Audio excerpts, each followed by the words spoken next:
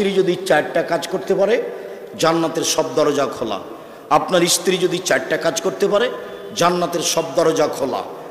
1 5 ওয়াক্ত সালাত, 2 রমজানের রোজা, 3 স্বামীকে মেনে চলা, 4 জেনায় লিপ্ত না হওয়া। স্বামীকে মেনেই চলতে হবে, তিতা লাগলেও মিঠা লাগলেও, তার মুখের ভাষা খারাপ হলেও। আব্দুর রাজ্জাক সাহেব থামেন। আপনি যখন বক্তব্য দেন তখন তো আমাদেরকে বলে চলে যান, তিতা লাগলেও স্বামী মানতে হবে, মিঠা লাগলেও স্বামী মানতে হবে। আমার স্বামীর মুখ এত খারাপ, তার মুখের দিকে আমি তাকাতেই পারি না। শোনেন, এ কথাই ঠিক, আপনার স্বামীর মুখ খারাপ, এ কথাই ঠিক। তারপরেও এইভাবে মাস মাস তার সাথে কথা বন্ধ রাখা যাবে না। যখন মেয়ে বাড়িতে থাকে তখন আপনি বলেন, খালেদা তোর বাপকে ভাত দিয়াই। যখন বৌমা বাড়িতে থাকে তখন আপনি বলেন যে হামিদা তোমার শ্বশুরকে পানি দিয়ে আসো। যখন কেউ থাকে না তখন আপনি পানির গিলাসটা নিয়ে স্বামীর সামনে থ্যাকস করে রেখে চলে যান। এই সংসার চলবে না। যদি টিকতে নাই পারেন তাহলে 24 ঘন্টার মধ্যে স্বামী থেকে ফিরে আসেন, খোলা তালাক করে নেন। স্বামী ভালো থেকে ভালো হলেও খোলা তালাক করা যায়, হাদিস বুখারী মুসলিম। আপনি কোর্টে গিয়ে, আপনি কাজীর কাছে গিয়ে, আপনি ওই ছেলের গ্রামের লোকের কাছে গিয়ে আপনি খোলা তালাক করে নেন। সংসার করলে তাকে মেনেই চলতে হবে, তিতা লাগলেও মিঠা লাগলেও, এটা একান্ত জরুরি।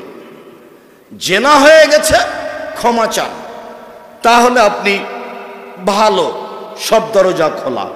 আর একটা বলি, অজু করার পরে যদি বলেন আশহাদু আল্লা ইলাহা ইল্লাল্লাহু ওয়াহদাহু লা শারীকা লাহু ওয়া আশহাদু আন্না মুহাম্মাদান আবদুহু ওয়া রাসূলুহু, তাহলে জান্নাতের সব দরজা খোলা।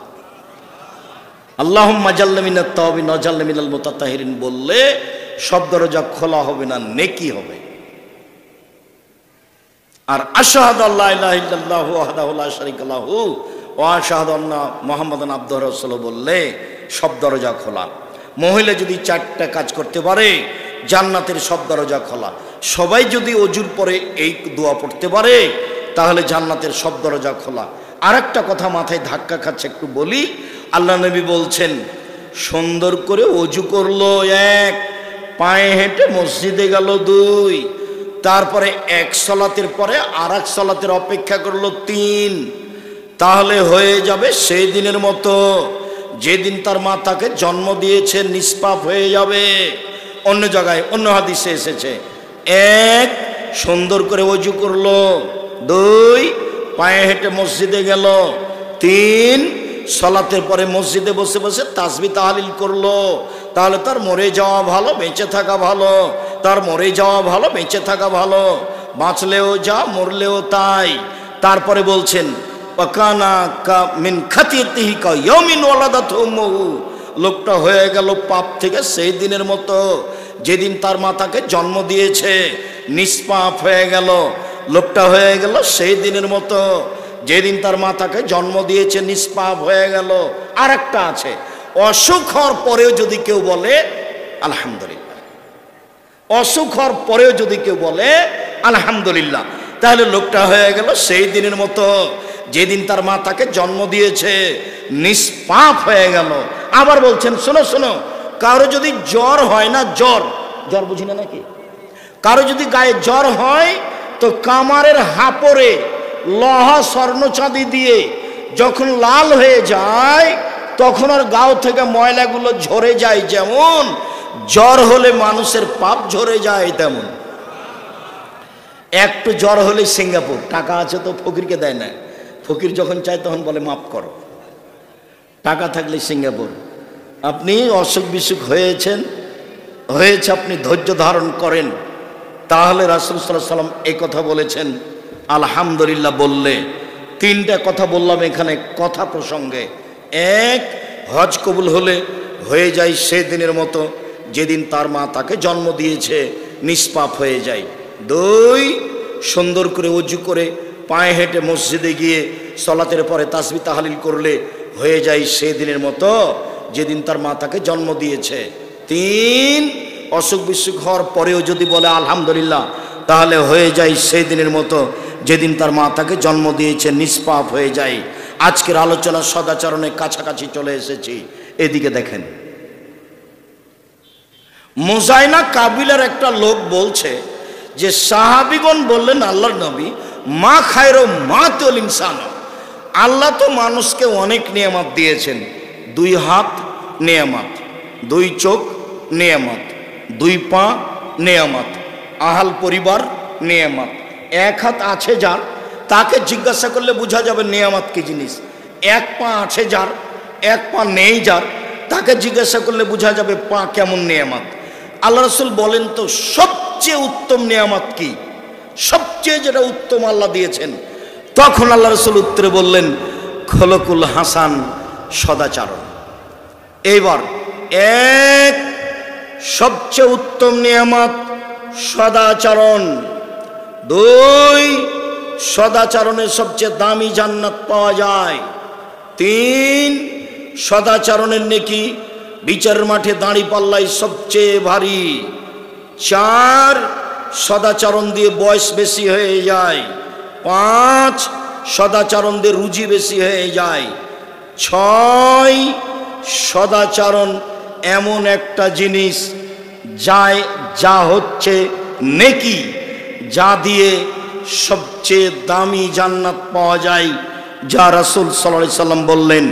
সম্মানিত দিনী ভাই বোন, আজকে আসার সময় তো একটু পরিবেশ উল্টা ছিল, যার কারণে অন্য আলোচনা ইচ্ছা থাকলেও আস্তে আস্তে সিদ্ধান্ত পরিবর্তন হওয়ায় আপনার সামনে সদাচরণের কথা বললাম। বাকি জীবন ভালো সদাচরণে কাটানোর চেষ্টা করবেন, প্রতিশোধ নেবেন না, প্রতিশোধ চিরদিনের জন্য বিদায়। স্ত্রীর কাছে অভিমান পেশ করবেন না, অভিমান পেশ করলে শয়তান বোকা বানাবে। স্ত্রীকে প্রতিবাদমূলক কথা বলবেন না, নইলে আপনাকে শয়তান বোকা বানাবে।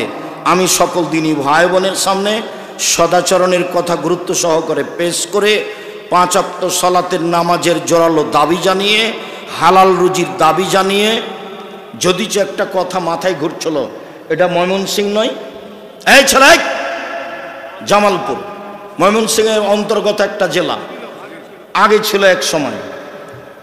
জামালপুর, রংপুর, দিনাজপুর, লালমোহন, নীলফামারী, কুড়িগ্রাম, পঞ্চগড়, ঠাকুরগাঁ, গাইবান্ধা, এসব ডিস্ট্রিক্টের লোকের 3টে খারাপ আচরণ।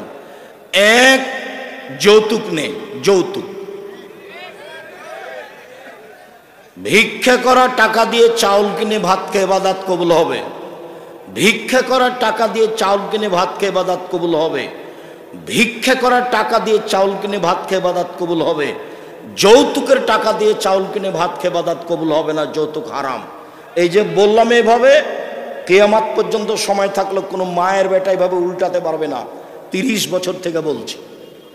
আগামীকাল সন্ধ্যা হতে হতে খাটখাটলা, চকি বাক্স, মোটরসাইকেল, সাইকেল, টাকা পয়সা ফেরত দিতে হবে 24 ঘন্টায়। তোমার বাপ আর তুমি ভিক্ষা করে খাবা, ভিক্ষা দেয় নাই কেউ তোমাদের, ভিক্ষা করে খাবা। কেউ যদি এলাকায় ভিক্ষা না দেয়, ট্রেন স্টেশনে যাবা, মানুষের কাছে, অপরিচিত মানুষের কাছে ভিক্ষা চাইবা, ভিক্ষা দিবে। ভিক্ষা করে খাবা কেন? দিন মজুরি করে খাও, দিন মজুরি করে খাওয়া কেন? বাপের জমিদারি আছে, জমিদারি করে খাও, ব্যবসা করে খাও, ভিক্ষা করে খেতে হবে কেন? তবে মনে রেখো, ভিক্ষা করার টাকা দিয়ে চাউল কিনে ভাত খেয়ে ইবাদত কবুল হবে, যৌতুকের টাকা দিয়ে চাউল কিনে ভাত খেয়ে ইবাদত কবুল হবে না। তোমার বাপকে যদি আমি কুকুর শৃগালের চেয়ে খারাপ প্রমাণ করতে না পারি, আমি জাতির সামনে বক্তব্য দেব না। তোমার বাপ নিজে থেকে এই টাকা নিয়েছে। আর একটা খারাপ, সেটা হলো এই যে তোমার দাদা মারা গেছে 10 বছর হলো, তোমার দাদা 15 শতক জমি রেখে গেছে, তোমার বাপ নিবে 10 শতক আর তোমার ফুফু নিবে 5 শতক। 10 বছর হলো তোমার দাদা মরা, এখন পর্যন্ত তোমার বাপ তোমার ফুফুকে জমি দেয়নি। তোমার বাপকে যদি আমি কুকুর শৃগালের চেয়ে খারাপ প্রমাণ করতে না পারি, জাতির সামনে বক্তব্য দিব না। তুমি বলে দিও আজকে রাতে গিয়ে তোমার আব্বাকে, আব্বা ভাগ্য নিয়ে এসেছি, ভাগ্য ছেড়ে আসেনি। ভাগ্যে যদি জমিদারি থাকে জমিদারি করে খাবো, ভাগ্যে যদি ভিক্ষা করা থাকে ভিক্ষা করে খাবো। ফুফুর জমি খেয়ে বাঁচতে রাজি নই। 3, এটা জামালপুর, যেটা বলা লাগে না, এটা জামালপুর যেটা বলা লাগে না, সেটা কি আব্দুল রাজ্জাক সাহেব বলেন না। আরে জামালপুর মানে বলা লাগে না কেন? জামালপুর আর গাইবান্ধার মধ্যে হলো যমুনা নদী, ওইদিকে মানুষের বাড়ি সাতক্ষীরার মতো। সাতক্ষীরার মানে এইদিকে একটা ঘর, এইদিকে একটা ঘর, মধ্যে গরুর গাড়ির রাস্তা। আবার ময়মনসিংহ কাছাকাছি, তাই জামালপুর মানে এইদিকে ভিতর বাড়ি, ওইদিকে বাহির বাড়ি, দুইটা বাড়ি। বাহির বাড়িতে থাকে রাখাল কৃষেন, ভিতর বাড়িতে থাকে বউ বেটি। জামালপুর অনেক ভালো জায়গা, অনেক ভালো এরিয়া, সাতক্ষীরার মতো নয়, বৃহত্তর দিনাজপুর, বৃহত্তর রংপুরের মতো নয়। মানে বাড়ি ঘর ঘেরা আছে, প্রয়োজনে ইট দিয়ে, প্রয়োজনে চটছালা দিয়ে, একটা দরজা আছে সেখান দিয়ে সালাম দিয়ে প্রবেশ করে। গরিব মানুষ চটছালা দিয়ে ঘেরে রেখেছে, মধ্যে একটা পর্দা ঝুলিয়ে রেখেছে। আল্লাহ নবী বলছেন দরজা থাকলে তো বন্ধ করে দিত, তো একটা কাপড় ঝুলানো আছে। তো আপনার স্ত্রী ঘুমানোর সময়তে বিসমিল্লাহ বলে একটা কাঠের খোড়া, একটা কাগজ রেখে দিয়েছে। আল্লাহ নবী বলছেন সকাল পর্যন্ত এই দরজা দিয়ে শয়তান প্রবেশ করতে পারবে না। হাদিস বুখারী মুসলিম। বাড়ি মানে চতুর্দিক ঘেরা থাকবে।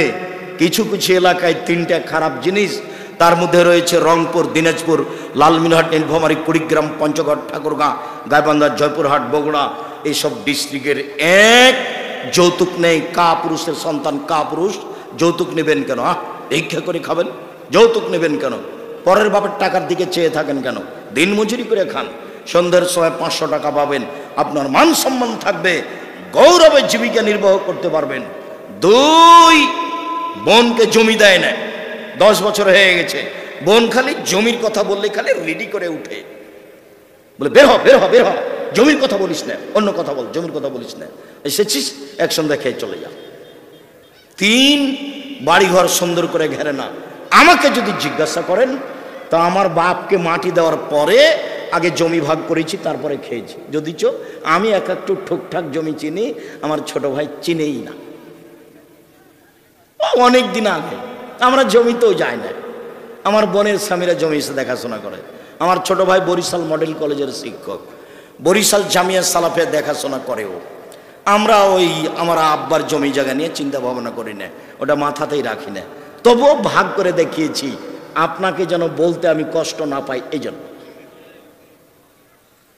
আগে মাটি দিয়েছি, জমি ভাগ করেছি, তারপর রাতে খেয়েছি, তাছাড়া এর আগে কোনো কথা নেই।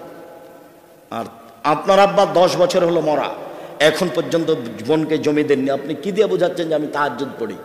মানুষের হক মেরে খেয়ে তাহাজ্জুদ পড়িয়েন না। সম্মানিত দিনী ভাই বোন, যা বললাম সেগুলি মেনে চলার চেষ্টা করবেন।